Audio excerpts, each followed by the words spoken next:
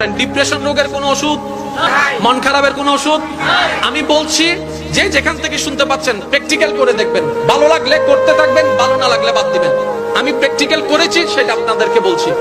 যখন আপনি দেখবেন আপনার মনে বেশি পাথর জমে আছে, আপনার দুঃখ কষ্ট বুঝার মতো কেউ নাই, আপনার চোখের পানির মূল্যায়ন দেওয়ার মতো কেউ নাই, আপনার দুঃখ কেউ বুঝছে না, আপনার কষ্ট কেউ বুঝতেছে না, আপনার আশে নেই পাশে নাই নাই নাই কেউ নাই, আপনি যখন খুব একা মনে হবে, আপনার দুনিয়ার কষ্ট যখন আপনাকে চেপে ধরবে, আপনি কিচ্ছু করবেন না, শুধু একটা কাজ করবেন, যাই নামাজটা পিছিয়ে ডাইরেক্ট সিজদায় চলে যান, ডাইরেক্ট সিজদায় চলে যান, কপালটাকে ঝুঁকাই দেন, নাকটাকে ঝুঁকাই দেন, হাতটাকে ঝুঁকাই দেন, নিজের অস্তিত্ব বিলীন করে দেন, চোখটা বন্ধ করে সিজদার মধ্যে চলে যান।